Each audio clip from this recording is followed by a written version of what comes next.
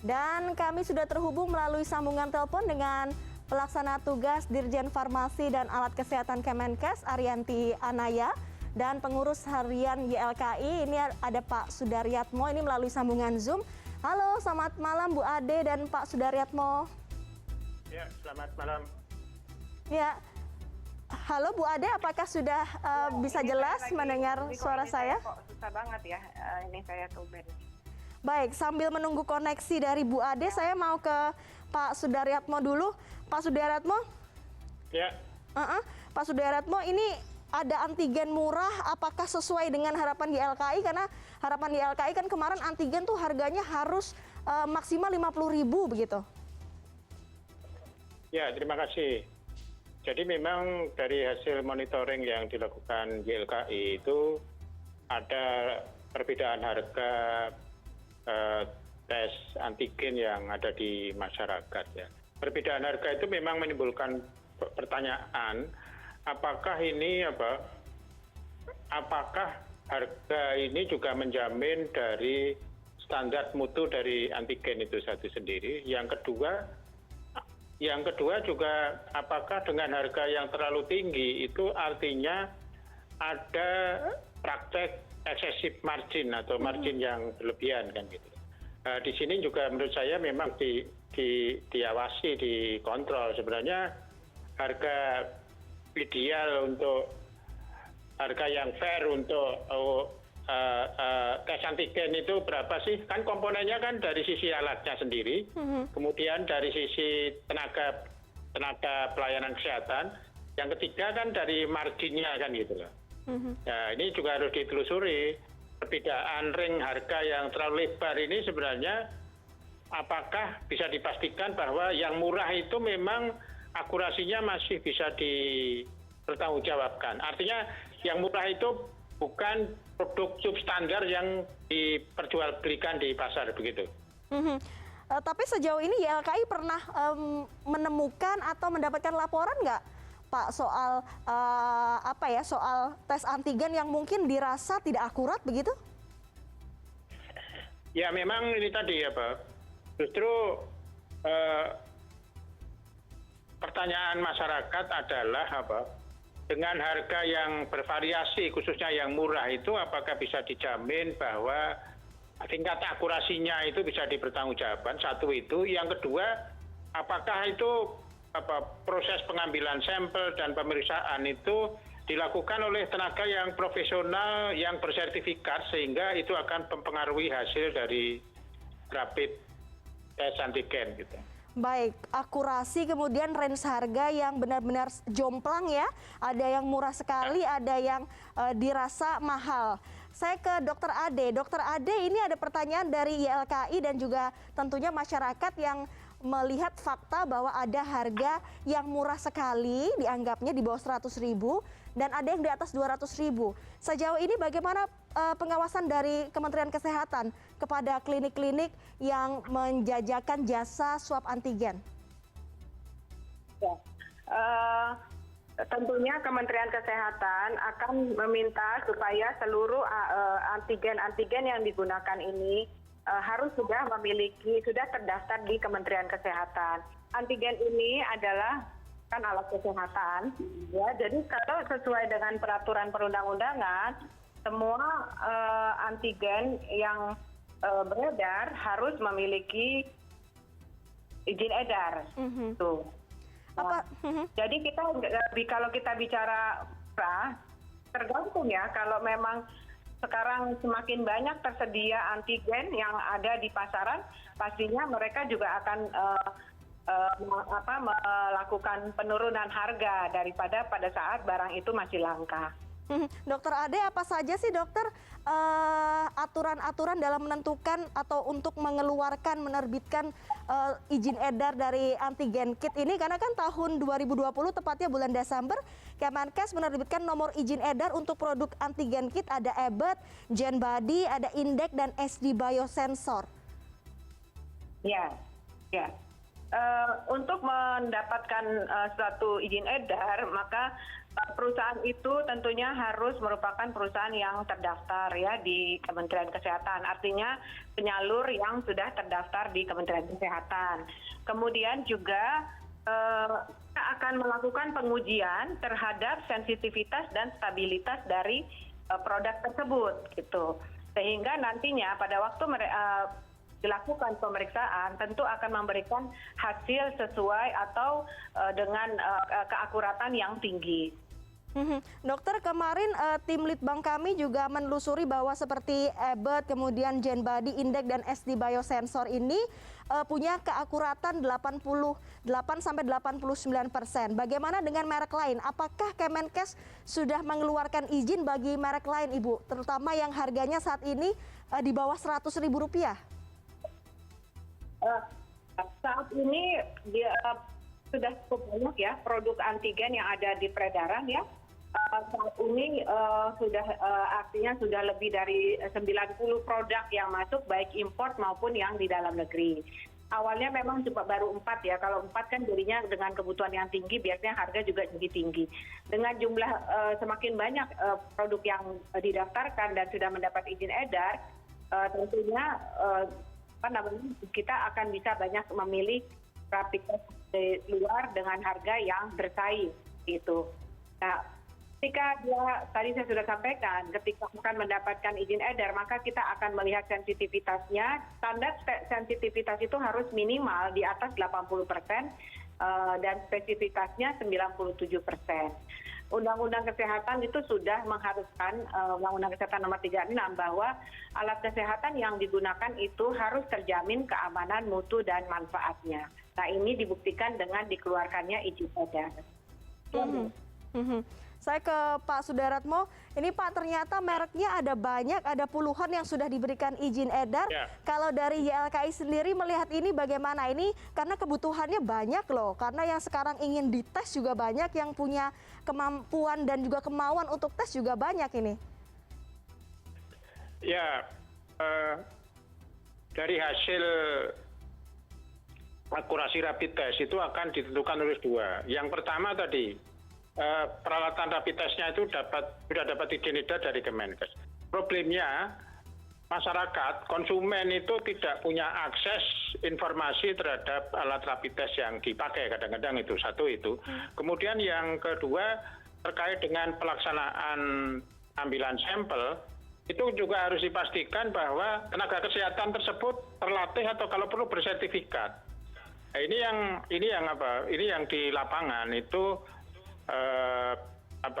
kadang-kadang pengambilan sampel itu ada yang dilakukan oleh dokter langsung, ada yang dilakukan oleh tenaga kesehatan. Termasuk juga tadi, Kementerian Kesehatan menertibkan perdagangan alat rapid test di marketplace, khususnya yang tidak punya izin edar gitu.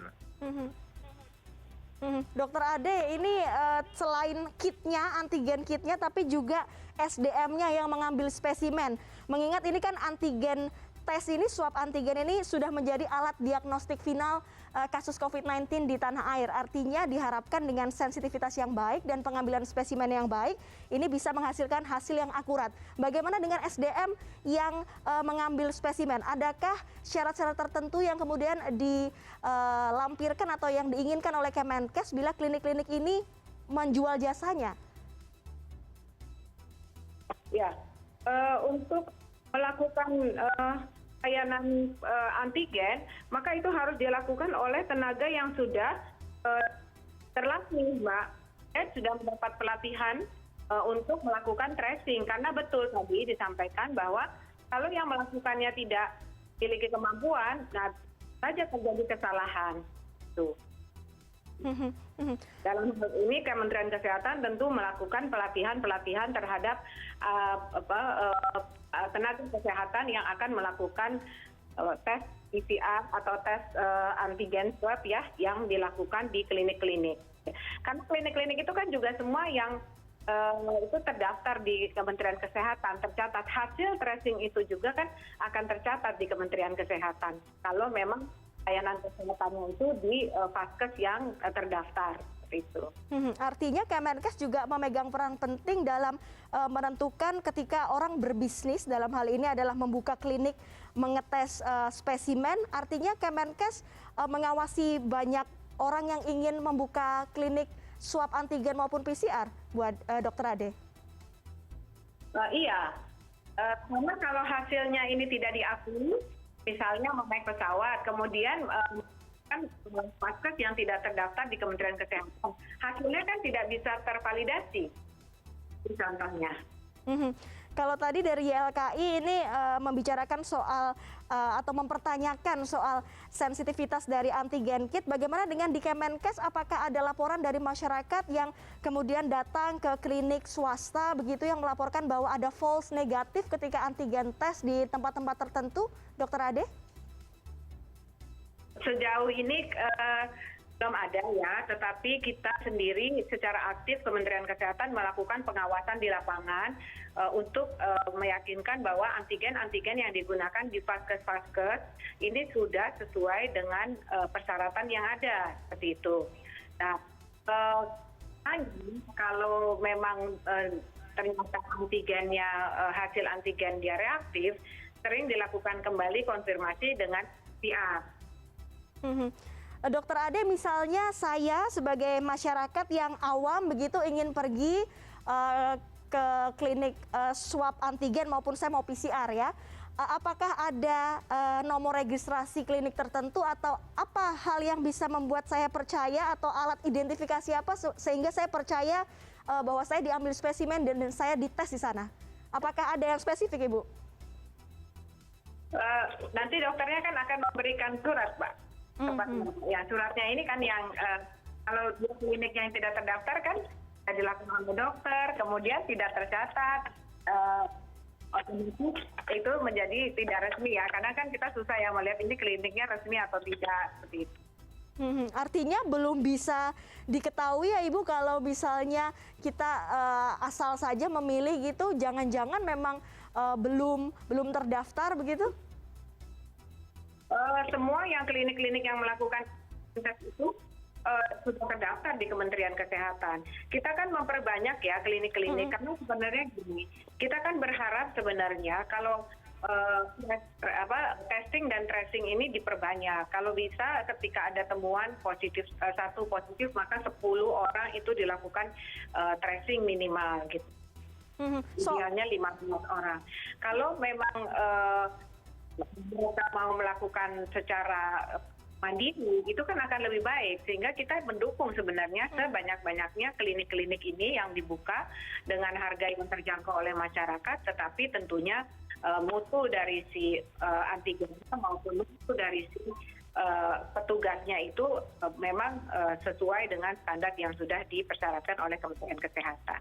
Baik, bicara pemerintah ini sedang menggenjot tracing dan testing, saya ke Pak Sudaratmo. Pak, ini kan sedang mengenjot testing dan tracing ini, YLKI juga sempat mengeluarkan statement bahwa antigen dan juga tes screening COVID-19 seharusnya ini bisa gratis. Sejauh ini seperti apa pandangan Anda soal itu? Ya, terima kasih. Jadi memang kalau belajar di beberapa negara, itu begitu suatu komunitas itu ada deteksi positif COVID, itu dilakukan mandatory test. Nah, mandatory test itu memang mestinya menjadi tanggung jawab pemerintah. Tapi selama ini dalam pengamatan YLKI, ketika dalam suatu gang atau suatu RT RW ada positif COVID, mandatory test itu tidak dilakukan karena siapa yang menanggung biaya tes tadi kan gitu loh. Jadi saya setuju kalau mandatory test itu mestinya ditanggung pemerintah gitu. Baik, Dokter Ade, ini teman-teman di YLKI meminta kalau misalnya tes dan tracing digenjot, ini artinya lebih banyak lagi orang yang dites dan gratis begitu, semakin banyak gratis yang dilakukan oleh pemerintah atau yang diberikan oleh pemerintah. Pemerintah menyiapkan antigen gratis juga. Sangat banyak pemerintah kita punya punya anggaran yang cukup besar untuk menyiapkan antigen gratis. kalau di puskesmas semua itu kan kita bisa melakukan gratis ya seperti itu. Tetapi mungkin ada orang yang enggan ke puskesmas gitu ya, dia lebih nyaman ke swasta, ya itu yang dilakukannya. Tetapi sebenarnya kalau mereka mau di KKP, di puskesmas gitu ya, itu disiapkan oleh pemerintah. Memang idealnya pemerintah menyiapkan seluruhnya gratis seperti gitu ya, antigen seperti tadi disampaikan. Tetapi memang beberapa keterbatasan yang masih kita hadapi, ini yang kita masih belum menggratis seluruh masyarakat. Baik, baik. Dokter Ade, terakhir singkat saja, ini kan sebelumnya di paket berita sebelumnya ini ada alat antigen tes atau klinik yang kemudian jasanya untuk swab antigen ini harganya ada yang 70 ribuan, 80 ribuan, 90 ribuan. Boleh diberikan kepastian kepada masyarakat karena banyak juga yang takut karena kok harganya terlalu murah, apa jangan-jangan tidak sensitif begitu? Kita kan mungkin masyarakat memang dalam hal ini masyarakat harus cermat gitu ya. Kemudian nggak usah segan lah menanyakan bahwa Pak ini antigennya sudah terdaftar ya di Kementerian Kesehatan gitu ya. Nah ini juga perlu dilakukan. Kemudian juga Kementerian Kesehatan juga terus memastikan melakukan pengawasan di lapangan kepada klinik-klinik untuk menjamin agar masyarakat ini tidak mendapatkan hasil yang tidak sesuai. Kita tidak bisa bicara murah. Kalau murah itu tadi saya sampaikan awalnya cuma ada 4 merek antigen. Sekarang sudah ada lebih dari 90. Bisa dibayangkan kan harganya kan pasti sudah mereka akan bersaing. Jadi kita jangan melihat bahwa ini kalau murah ini jadi jelek, nggak usah. Karena memang suplainya besar gitu. Baik, Kemenkes meminta masyarakat juga proaktif untuk mencari informasi apakah antigen kit yang dipakai di klinik-klinik tersebut sudah terdaftar, dan tadi YLKI menyampaikan bahwa semestinya ada mandatory test yang dilakukan oleh pemerintah untuk mencapai testing dan tracing yang lebih banyak. Terima kasih Pelaksana Tugas Dirjen Farmasi dan Alat Kesehatan Kemenkes RI, Dr. Ariyanti Anaya, dan Pengurus Harian YLKI Pak Sudaratmo sudah bergabung bersama kami pada malam hari ini.